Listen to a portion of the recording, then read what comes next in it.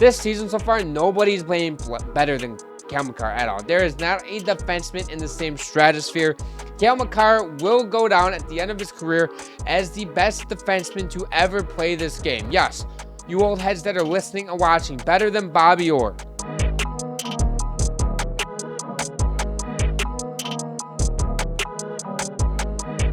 Welcome to another episode of the Checking From Behind podcast. I'm your host, Zach. And as you guys can tell, I don't have Preston with me. He's kind of dealing with some personal stuff. So if you guys have been listening or watching us for quite some time now, he's usually here with me. He's not here today. And for you new viewers, welcome, or listeners too, welcome. I appreciate you guys being here. We're here to talk puck 24/7. We got a lot to talk about today because we have the Colorado Avalanche, who are 11-1-5, and they're playing like they quite literally cannot lose in regulation at all. McKinnon and Makar are both playing like MVPs. Then you got the Boston Bruins. 7 straight wins. Pastrnak just dropped his 400th and 401st goal, and Morgan Geekie is scoring goals as well. And then finally, Thursday therapy, the Edmonton Oilers just got cooked 9-1 by the Avalanche a few nights ago. Their goaltending is a disaster. The coaching does not trust it. And I forgot one more thing, too. Hall of Fame inductees happened yesterday, I believe it was, as of this recording, because you had Daniel Chara, Joe Thornton, Alexander McGillney, Duncan Keith, Jennifer Botterill, and Brianna Decker all get inducted into the Hall of Fame here real quick. We'll talk about it just briefly. Obviously, all of those people, men and women, are so well-deserved of it. And you know what? About the Zdeno Chara induction speech, or whatever it was, his speech, shouting out Patrice Bergeron, I love that. And also, I believe it came from his speech as well. I didn't watch it because I didn't really have time to do it. But Chara saying that he was going to play with the broken jaw in the 2019 finals, even though he couldn't talk, that is gangster shit right there, dude. That is gangster shit. In the hospital bed, he couldn't talk, and he wrote it on a piece of paper saying he was going to play. I love that. Obviously, Joe Thornton, one of the best playmakers in NHL history.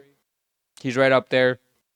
He is last generation Nikita Kucherov, in my opinion. By playmaking-wise. Kucherov put up more points, but Joe Thornton's right there, right? Alexander McGillney, my Buffalo Sabres. Obviously, McGillney played for more than just the Buffalo Sabres. But because he was Russian, he wasn't in the Hall of Fame, I guess.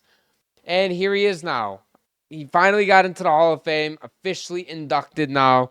Well-deserved. One of the best goal scorers in the 90s, early 2000s or late 80s, whatever. Right before my time. Duncan Keith, obviously, part of the Chicago Blackhawks dynasty, I guess, from 2010 to 2015 it was. And then obviously Jennifer Botterill and Brianna Decker. Don't know much about them, but just know they have an impact on the game of hockey. Let's hop into the main stuff, though. Wow, shall we? The Colorado Avalanche, they are currently the best team in the NHL. 11-1-5 for 27 points. The Colorado Avalanche, they look like a Stanley Cup contender, and they look like a team that cannot lose at the moment. Nathan McKinnon has 32 points in 17 games played. Cale Makar has 23 points in 17 games played. Martin Necas has 20 points. Lehkonen has 17 points. And new addition, Victor Olofsson, who they just brought in the offseason as a depth piece, a guy who can also play on the power play. It was a very good shot, mind you. 14 points in 17 games. And, of course, Valeri Nichushkin, 12 points in 17 games. As long as the Colorado Avalanche have McKinnon, as long as they have Makar, this team will always be dangerous no matter what. And obviously, coming in with Martin Necas, the $8 by $11.5 million extension a few weeks ago, great deal. And right now, he's obviously proving that he can live up to it. And then you have everybody's a plus. The Colorado Avalanche, if you go through their schedule, they beat Anaheim, they beat Vancouver, they beat Edmonton, Tampa Bay. They lost in overtime somehow to the San Jose Sharks, but the Sharks are playing absolutely phenomenal. I really have to talk about them this weekend because they are, dude, if they keep winning like this, man, like they're third in the Pacific Division. Either way, though, we'll stick with the Avalanche here for now. The Avalanche in their last 10 games, let me pull it up here. They are 6-1-3. They have won 4 straight games. They are 5-0-2 at home. I want to see where their only regulation losses, because I would just like to go to October. Their only regulation loss was to Boston. It was 3-2 on October 25th. They have not lost a regulation game since then, and they only lost one all season. The Avalanche look so impressive. They look like the favorite in the entire NHL right now, not just out of the Western Conference. When you're getting contributions up and down the lineup, when you're getting the really good goaltending from Scott Wedgwood with a 2.26 goals against and a 913 save percentage and a 10-1-2 record, that's a recipe for success. He's making the saves. He's coming up big. Like, even though he's making the saves that he's being asked to make, he's also bailing out the Avalanche. Although, the Avalanche in general, they're not needing him to make a ton of saves because they're keeping everything to the outside. They're playing great sound defensive hockey, and David Bednar, sorry, is it David? No, Jared, excuse me. I'm thinking of the fucking relief pitcher in the MLB who's like 40 years old. Jared Bednar, he has these players playing better than they ever really have. I mean, Nathan MacKinnon, he's probably going to put up another 140-point season, and right now he is my Hart Trophy favorite. 16, 17 games into the season. The depth has been coming up big. They have statement wins. They've been playing really good hockey. They play fast. They play physical, but they play smart. They don't take a ton of penalties from when I watch them. This team all around looks like the scariest team in the league. You have Dallas, who, by the way, has gotten it going. They're 4 points behind Dallas. I'm sorry, Colorado. Winnipeg is 7 points behind. Want to know what this Colorado Avalanche start kind of reminds me of? It reminds me of the Winnipeg Jets start last season. Remember when the Winnipeg Jets won like their first 14 or 15 straight games, whatever it was? Then they kind of ran away with the Central. But although there was like Minnesota and Dallas, and they were kind of middling in there and up there with Winnipeg until they both started to lose a few games. And then Winnipeg just kept winning and winning. I feel like this is going to be the Colorado Avalanche this season. If they don't win the President's Trophy, I would be kind of shocked. I really would. They have the President's Trophy lead by 4 points right now. Only the Anaheim Ducks are trailing them with 23 points. And then the Canadiens have 22. And obviously Dallas has 23 points as well. I'm just saying, when Blackwood comes back. Is Blackwood back actually? Hold on, because I know he was dealing with an injury. I want to see when this injury occurred.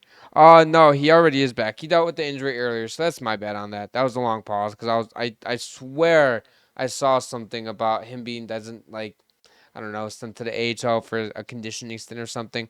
I'm not tripping. So yeah, Mackenzie Blackwood's back. Obviously, they're going to ease him into it. They had him play November 1st and then November 9th. Scott Wedgwood is playing better hockey. There's nothing wrong with that, even though Blackwood by midseason should be the team's number one again. But Wedgwood has played great. This team plays fast. They play confident. There is not a better team in this league right now, and I stand by that right now. I know how good Montreal's been. I know Boston's on the 7-game winning streak we'll get to later.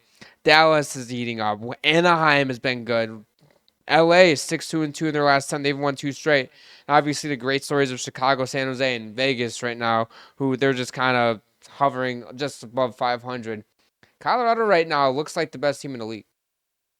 And you guys might disagree with me, but I love what they're doing. I love what they're doing in Colorado. And Gavin Brindley right now has 5 points in 15 games, who I believe just signed a 2-year extension with the Avalanche as well.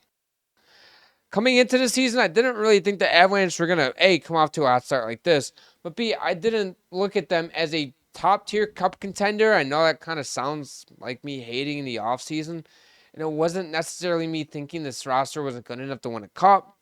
I just thought there were a little bit better teams. I thought Dallas, Vegas, Carolina were all better. Not really New Jersey. I think Colorado is better than New Jersey. Oh, and Florida too. And obviously Florida right now dealing with injuries. They're 17 points in 16 games. Not off to the greatest start, but it is what it is. It's still the Panthers. And now Colorado's come in here and slapped me in the goddamn face. They said, fuck you thought. And here we are.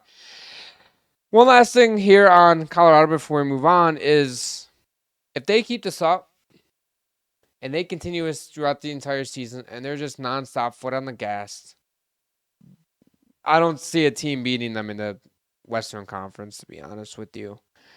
I love Dallas. I've been on the Dallas bandwagon the last 2 years. I actually bought this Wyatt Johnston jersey a couple years ago in the 2024 playoff run that they were in because I just really like Wyatt Johnston a lot.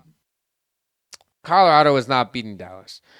Dallas is not beating Colorado. Excuse me. Colorado will beat Winnipeg. They'll beat Vegas, Edmonton, who we'll get to later. And obviously, they'll beat Anaheim, LA, the Kraken, Blackhawks, Sharks. So, yeah, the Colorado Avalanche are doing something impressive that I didn't think they would. And overall, I kind of like the way that they're playing. And we'll see if they keep it up, too. I'm not hating on that or anything. But we're early, right? 17 games in. And right now, I would pick them out of the Western Conference to make the Stanley Cup Finals. McKinnon, I want to see something. I'm going to do the math here real quick to see how many points. How many points he's on pace for right now? Him and Makar, because I want to dive a little bit more into them now that I think about it. All right, so McKinnon is averaging 1.88 points a game. We'll times that by 82. 154 points he's on pace for. How about Cale Makar, who, by the way, is a freaking defenseman. He's a fucking defenseman. So he's averaging 1.35 points per game. I don't know why I keep saying goals. He is on pace for... Oh, that's plus 82. Oops, my bad. He's on pace for 111 points, ladies and gents. 111 points. He's on pace for 82 assists. He has 17 assists in 17 games. Honestly, these both could have won co-MVPs with how good they're playing right now. Obviously, it's not going to happen. But Cale Makar right now is running away with the Norris like we all expected him to. Now, I picked Quinn Hughes to win the Norris because I was on the Quinn Hughes wagon right now. But this season so far, nobody's playing better than Cale Makar at all. There is not a defenseman in the same stratosphere. Cale Makar will go down at the end of his career as the best defenseman to ever play this game. Yes, you old heads that are listening and watching, better than Bobby Orr. I said it here. Paul Coffey, he's better than. Talent-wise, Cale Makar is already the most talented defenseman to ever play this game. Crazy what Cale Makar has done. Same thing with Nathan MacKinnon, who just keeps getting better and better each season. 32 points in the 17 games. Last season, he had a down year. Down year last season of 116 points. That's crazy that a down year for Nathan MacKinnon is 116 points. The year before, 140. The year before that, 111. And you know what's astounding to me? Well, I guess, yeah, astonishing to me? You look at Nathan MacKinnon since 2017. He has hit 90-plus points 1, 2, 3, 4, 5, 6 times. He's on pace to do it a 7th time. You look at his point-per-game pace. He is over a point per game in every season since 2017-18. His lowest point total was 2020, 2021 in the shortened season where he played in 48 games. He had 65 points. In 21-22, he had 88 points. So if you realistically take out that 2020-2021 shortened season, he has virtually had 90-plus points in every single season since 2017-18. And he got off to not the greatest start of his career. As you guys know, he had 63 points his rookie year. He's looking good. Then the next 3 seasons, he did not look that good. He was around 50 points, 40, 50 points. And then all of a sudden he breaks out. And then the Colorado Avalanche become good again. Not a surprise there. MacKinnon, right now, he's the leader for the Heart. Obviously, Makar, leader for the Norris. And this team looks unstoppable. As long as you have those two and Natchez, this team is ridiculous. They're ridiculously good. Where is Landeskog here? Landeskog has 5 points in 17 games. Nothing too crazy. Glad he's back on the ice now. All right. Let's hop over to the Boston Bruins now, who their winnings are 7 straight games. Longest winning streak in the entire league. They are 11... What's their record? Sorry, I don't know why I didn't type. They are 11-7 for 22 points. They have a +3 goal differential. 8-2 in their last 10. They are 8-3 at home, 3-4 on the road. Let's look at their schedule real quick because most of these wins on the winning streak are they beat Toronto 5-3 twice. They beat Toronto twice 5-3. One on home ice, one on the road. They beat Ottawa 3-2 in overtime. Beat the Islanders 4-3 in a shootout. Beat Carolina 2-1. You go over to October. They beat Buffalo 4-3 in overtime. They beat the Islanders 5-2. Their last loss was October 27th in a 7-2 thrashing against the Ottawa Senators. I remember watching that game too. I was watching that game. That was rough. At that point, I was like, the Bruins, man, they're toast. Pastrnak just scored his 400th and 401st goal last night. Now he has 10 goals on the season. He has 22 points in his 18 games. And what I love about last night's goals from Pasta, on his 400th goal, the benches cleared and they were celebrating with him next to the net. Like, people that hate that, get a life. I fucking love having Zadorov, Geeky, and the rest of the guys. And you want to know what would have been so perfect? Patrice Bergeron out there with him. Obviously, can't always have what you want in life. So we didn't get Patrice Bergeron out there. But you know that would have been a moment between those two that would be never forgettable. Hockey history, you know. Maybe this is me upplaying it a little bit. But, dude, how many players really get 400 career goals in the freaking NHL? Nobody. Okay, that was. I don't know why I said nobody. Not a lot of players do, to be frank with you. Impressive stuff from Pastrnak, one of the best goal scorers of our generation. Am I just being ridiculous here, saying one of the best goal scorers of our generation? Am I being ridiculous by saying that? Looking at his stats, he has the last 4 seasons, he has scored 40 plus goals. 5 out of the last 6 seasons, it's been 40 plus.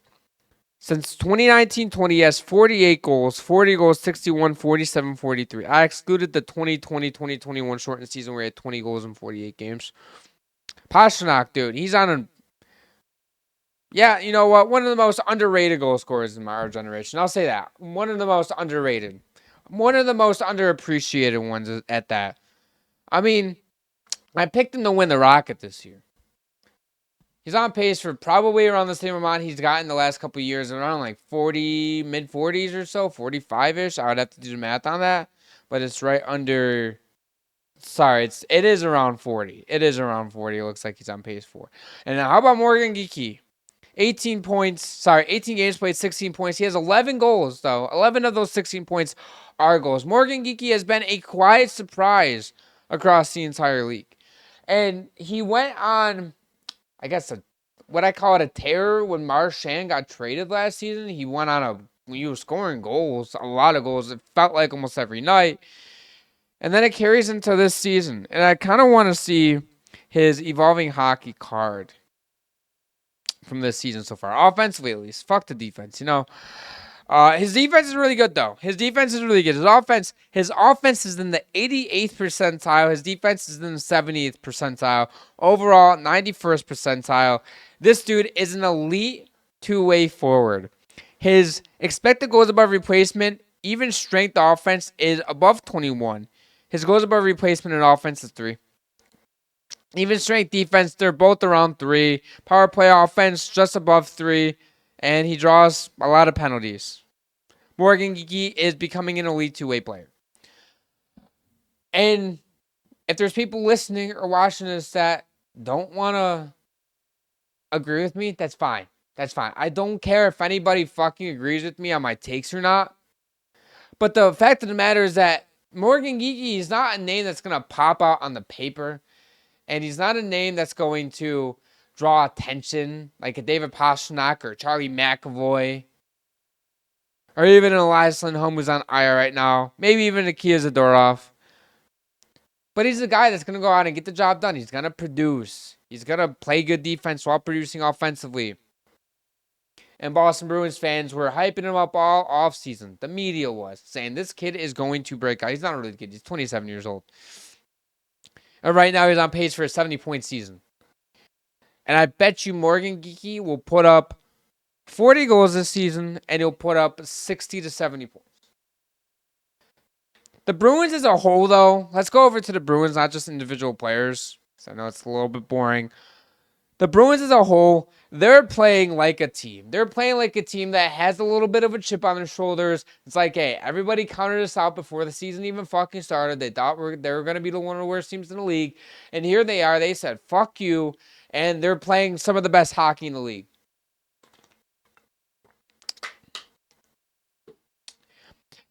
They're getting great defense from all 18 players on the ice. They're getting good goaltending. Their goaltending isn't great, but they're getting good enough goaltending. And not to mention, a team, sorry if I sound a little stuffy, by the way, a team that is chasing them in the standings, the Toronto Maple Leafs, they beat in back-to-back games, both by a score of 5-3. In regulation, obviously, one at home, one on the road, like I mentioned. Great stuff, man. Like, if the Bruins, I said this in the offseason, if the Bruins want to be a playoff team, I thought they were going to have to need Pasta and Geeky to step up and McAvoy to really be the three big producers. I also thought Elias Lindholm too, and he's on IR right now. He's hurt, so he obviously can't produce at the moment. And Jeremy Swayman would need to have a bounce back season. Now, Jeremy Swayman, he's not having the greatest of seasons. Excuse me. In 11 games played, he has a 308 goals against and a 900 save percentage. Not the greatest, but you know what? He's winning games. And he got off to he got his first couple games he was good, and then he took a big decline. Like it's last, I don't know, games after that, it was brutal. Like he started off the first 2 games were great, and then 800 save percentage after that. But his last 4 games, he has a 966, a 909. Jesus. This is crazy. What the hell? Either way, his last 4 games against Carolina, a 966 save percentage. Against the Islanders, 909 save percentage. And both games against Toronto, he also had a 909 save percentage. This is crazy.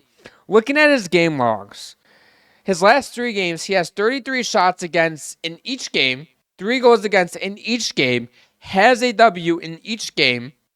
That's crazy. That's crazy. That is crazy. But Jeremy Swayman has been playing better as of late, and that's what you want, right? He got off to the good start in the first couple games. His play started to decline the following 4 games. In the last 4 games, he's been really, really good for the Bruins, and that's what they need. They need a player that can step up in big moments, and he has so far, and the team has in general. I look at this team. I'm not gonna keep hating per se, but I don't know if this team can sustain this. Now, granted, the last time they did allow 4+ goals was in that 7-2 loss against the Senators on October 27th. And I love that. I love that Swayman's being able to bounce back and he's able to go through rough patches and then bounce back and not get so mentally in his head. He had the full off season. I love that. I don't know if this is sustainable for the roster. And sure, I want them to keep sustaining it? Of course. I don't like talking negative on teams or players or anything around the league because negativity brings bad vibes, right? I don't want to do that. I want to be like, you know what? The Bruins, they're a playoff contender. The Ducks, they're going to make the playoffs. The Sharks and Blackhawks, no, fuck it, they're making the playoffs too because they're elite right now. I love doing that. But the Bruins are competing with Ottawa right now, who seems like they've gotten their shit together. They've 6-1-3 in their last 10. Competing with the Panthers, the Lightning, the Maple Leafs. Like, are the Bruins contenders or pretenders? Let's be genuinely honest here with ourselves. I would love to say contenders. I don't quite know if they're contenders. Now, if they're doing this come end of December, let's say the new year, right? And they're still top 3 in the Atlantic Division. They're sitting there with Montreal, Ottawa, Detroit, whoever. You know what? Give it to me then. I will start hammering the contender. At least playoff contender. Not cup contender, obviously. Playoff contender hammer. I'll keep hammering that. The button. Bing, bing, bing. You know that? And now, though, I don't think they're better than Ottawa. I don't think they're better than Tampa. I don't think they're better than Florida. I don't think they're better than Toronto. They're better than Buffalo because Buffalo is decimated by injuries right now. Like, now, if you're fighting wild card, I think they are better than Philadelphia and New York Islanders. Detroit, I think Detroit's better just by a little bit. And I think the Rangers are better and Washington's better. Columbus, they're like neck and neck with the Bruins right now coming into this season. This season right now.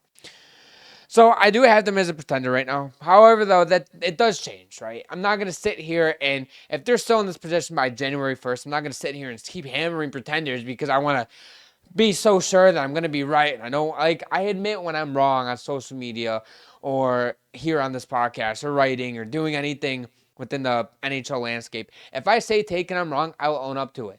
Most people don't do that. Most media members will sit there and just keep hammering the same take over and over again or try to defend a take that they know is so bad, but they don't want to admit they're wrong. Grow some fucking balls and admit you're goddamn wrong. Like, come on. So yeah, the Bruins, they're off to a great start, and I'm honestly enjoying watching Bruins hockey right now. This episode is brought to you by DraftKings Sportsbook. Hockey's back in the season. DraftKings is an official sports betting partner of the NHL.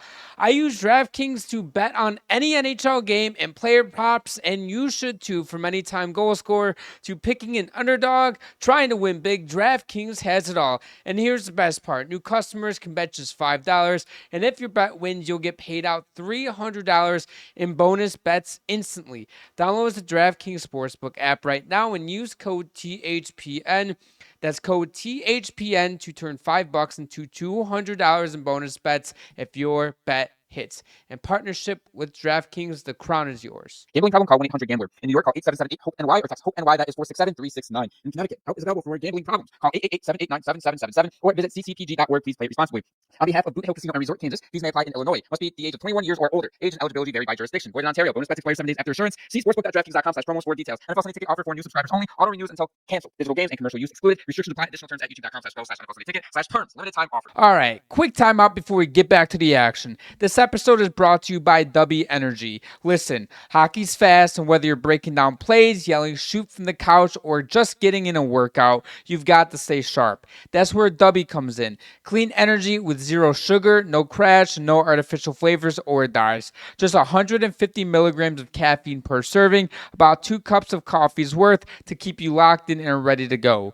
Personally, I use W before the gym, on the ice, and even when prepping content for the pod. If you need that extra spark, whether you're grinding through work, lifting, or lacing up the skates, W's got you covered. Head over to W.GG and use code CFB Pod for 10% off your order. That's W.GG, code CFB Pod for 10% off your order. Fuel up, stay locked in, and let's get back to the episode.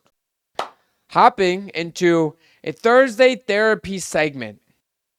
We do this, or I guess I right now, every single Thursday release, every single episode that released on Thursday. We came up this season with a new segment called Thursday Therapy. We talk about one team that is struggling mightily at that time during the season. It doesn't have to be all season. It can be a team like the Colorado Avalanche, for example. Let's say the Colorado Avalanche start sliding. They lose like 5 straight games here. Even though they'd be like, let's say 11-6-5, whatever it is, I talk about them on the following segment of Thursday Therapy because they have lost 5 straight games. This is how it works. And on today's segment, it is Edmonton Oilers edition. I got a lot to say about the goddamn Oilers. First up, let's address the elephant in the room. The goaltending. Some of the worst goaltending in the league, if not the worst. Name me a worse tandem in the comments right now than the Edmonton Oilers. I bet you cannot. Stuart Skinner, 12 games played, a 291 goals against as of this recording, an 884 save percentage. Calvin Pickard is damn near unplayable. 6 games played, 4 goals against, and an 836 save percentage. I don't care how Stuart Skinner played in his last game or the game before or whatever. He's been playing better recently. You still cannot be a starting goaltender with an 884 save percentage. Come on. And when you have your head coach being asked about it in a press conference and he sits there with the long pause, you know that it's atrocious. And props to Skinner, though. on their in their 5-4 win against the Blue Jackets in overtime on Monday night. He fought back. He allowed 2 early goals there, and instead of the team turtling up in general, he got the W. That's all that matters, right? Although the one comment that I kind of hated by Stuart Skinner, I'm not gonna lie, kind of pissed me off. Although he's kind of right, I just didn't like it because I think as a goaltender you have to stop the fucking pucks. Is that he said, "Oh, doesn't really matter because all that matters are the W's." Okay, I understand what he's trying to say there, but you still have to stop the pucks from going in the back of the net. Like I understand where he's coming from because the Oilers are still winning some hockey games when he's starting. How many wins does he have? He has 5 wins. He's 5-4-3. So really, he's 5-7. Like you're not even winning like half the games that he's playing in. And he shouldn't need Connor McDavid and Leon Draisaitl and Nugent Hopkins, who just got placed on IR, I believe. He's going to be out for at least a week. You don't need those 3 players to go nuclear to win hockey games. McDavid had to take over that Blue Jackets game in the middle of fucking November. I understand needing him to take over from time to time because the team's just not playing good. Whatever. It is what it is. It feels like we see that too much with Connor McDavid. He has 24 points in 17 games. Draisaitl has 18 points in 17 games. Nugent Hopkins 16 and 16. You know for a fact McDavid and Draisaitl are going to go as stretches of the season at some point this season. It doesn't matter when it is. Where they're going to go on an absurd run of points, of goals. We've seen it every single season. McDavid and Draisaitl are always slow starters. Now, this is a slow start for McDavid because 24 points, 17 games, on pace for probably at like 120, 130 points. Down season for Connor fucking McDavid, who's the best player on the planet.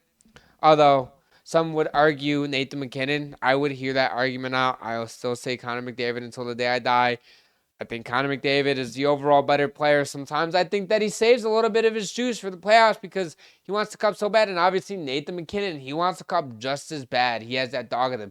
Why they call him Nate Dogg.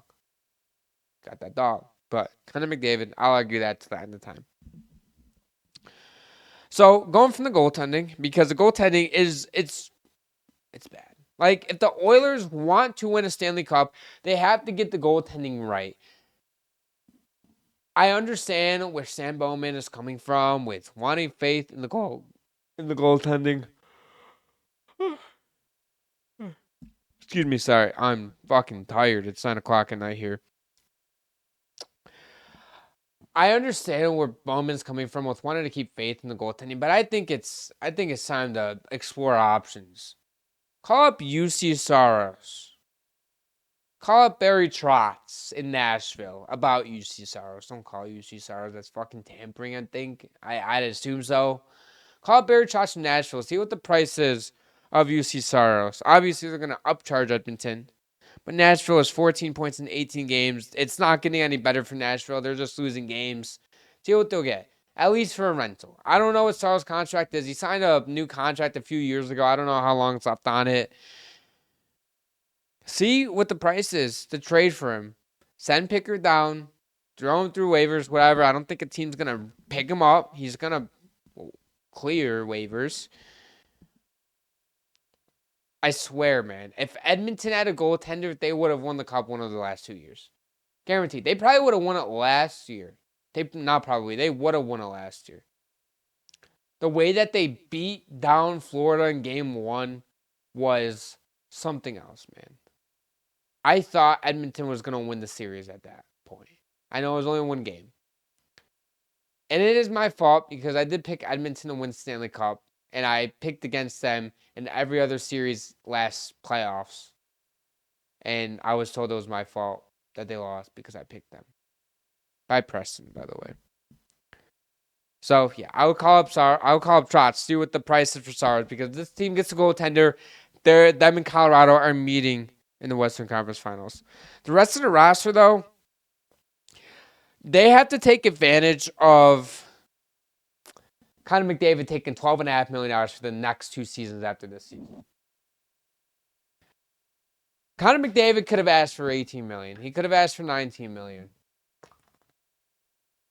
He said, nope. I'm taking 12.5. Go build me a Stanley Cup winning roster. Their depth still lacks a little bit. Outside of the big 3, 4 that I mentioned, nobody really produces. Adam Henrique hasn't been great. Mangiapane, he's a -12. He has 6 points. Matt Savoy has 2 points in 17 games. Where's Isaac Howard?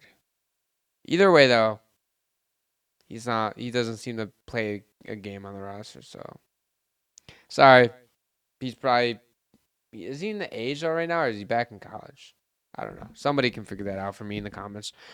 Either way, though, like Jack Roslovic, I really liked that signing. It was a great depth and cheap signing, and he had 10 points in 15 games. I don't know why they didn't sign him earlier, to be frank with you. Everybody was calling for, everybody in the Oilers media fan base was saying, go get Jack Roslovic for $1.5 million, $2 million, whatever they signed him for anyways. Jake Walman has been a pleasant surprise ever since coming over to Edmonton. He's been great. Darnell Nurse, that $9.5 million contract, I will never get over. I will stay on this podcast till the day I die. That is a brutal contract. Ekholm needs to play better. This team as a whole needs to play better. I think sometimes this team kind of relies on McDavid and Draisaitl, Nugent Hopkins a little bit too much. And don't get me started on Evan fucking Bouchard. I'm going to go on a rant here real quick. I'm not an Oilers fan. I don't like them at all. Whatever. Evan Bouchard, one night, looks like the greatest fucking defenseman you have ever seen in your entire life.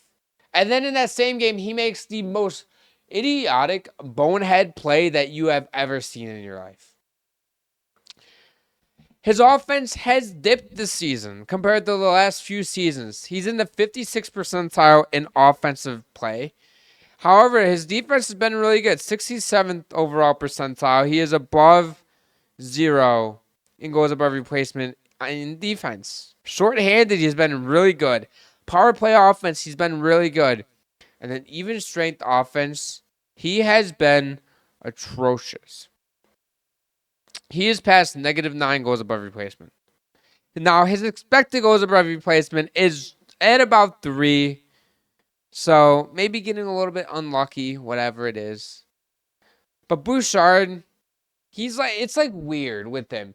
Because I don't ever know where to put him in my top 10 defensemen, top 15 defenseman lists. Because he's like, he feels so inconsistent. You also talk to one person too. He's like, yeah, Bouchard, he's so good. He's this like premier defenseman in the league. Then you talk to another guy and they say, yeah, he's not so great. He makes bad turnovers. He's not great defensively.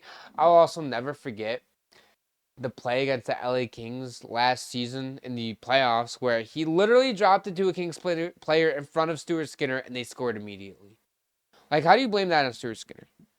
That was one of many brutal plays. He has a bunch of bonehead plays, but at the end of the day, he still is a very, very good defenseman, and he got paid this offseason. Do I agree with the money? Not really. I don't really agree with the contract they gave him. I know it's only for 4 years, but I think $10.5 million. I would have liked to see 9.5, 10, but again, you have a $9.5 million player down on Earth that you're 10 times better than, a million times better than. You're not going to ask for $9.5 million. You're going to go up to 10, 10.5. And the Oilers are going to sit here and be like, yeah, we don't think you're worth it. You have to come in with the reason why. And obviously, I know it's not the same management that gave Nurse 9.5, but I'm just saying. This team is struggling to play good, consistent defense. That includes the forwards. That includes the defensemen. They need to help out the goaltending. Now, granted, the goaltending also is not super great, but hold on. Hold on real quick. I might have a defense for the goaltending. Where is it? We're going to go to goals saved above expected. You know what? We're just going to go to Money Puck here.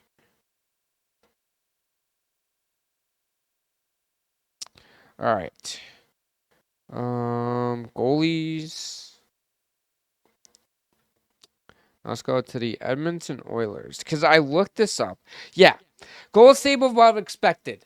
The baseline stats don't tell it all, and this is how I know that this team is not getting great defense. Goal savers above expected for Stuart Skinner is 0.4. And Calvin Pickard is only negative 1.8. Negative 1.8 for negative 1.8 goals saved above expected for an .830 save percentage. That's good.